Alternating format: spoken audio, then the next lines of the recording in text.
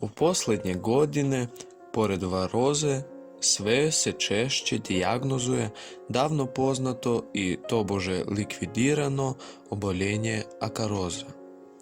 Krpili Acarapis woodi, oslabljujući imunitet pčelinjih društava, istovremeno se javljaju prenosiocima uzročnika truleži i drugih infekcija. Najbolje se širi pri toplim zimama.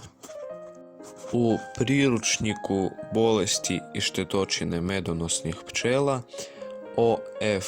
Grobov, A.M. Smirnov i E.T. Popov pišu: Akaroza, acarapidozis je bolest odraslih pčela radilica, matica i trutova, koja se izaziva parazitiranjem u njihovom trahejnom sistemu krpelja Acarapis woodi. Oštećuju se trbušne vrećice i vrećice u glavi i njihova grananja.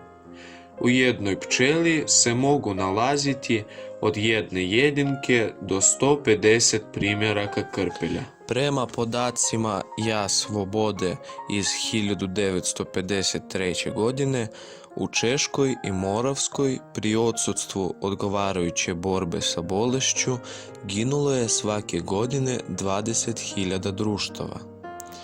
Ka oštećenju od ove bolesti trebalo bi također pripisati loše razviće društava, a stoga smanjenje njihove produktivnosti na pčelinjacima.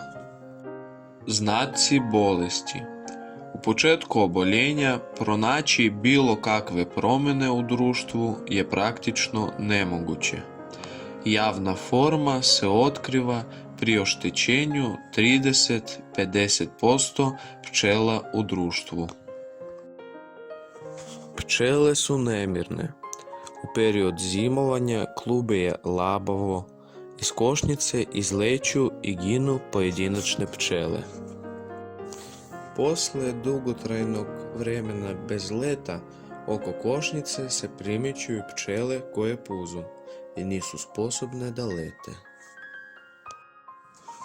Kod nekih pčela primjećuju nepravilno postavljena krila. Uginuće pčela na disfunkcionalnim pčelinjacima se najčešće dešava tokom zime ili u proleće.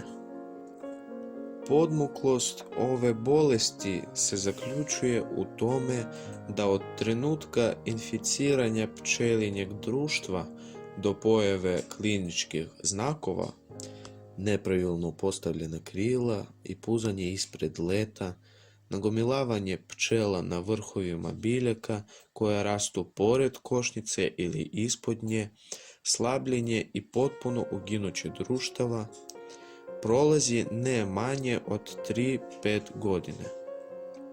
Usled toga bolest se najčešće primećuje kada je njom oštećena većina društava na pčelinjaku. U sljedećem klipu hoćemo ispričati o lečenju i prevenciji ove bolesti.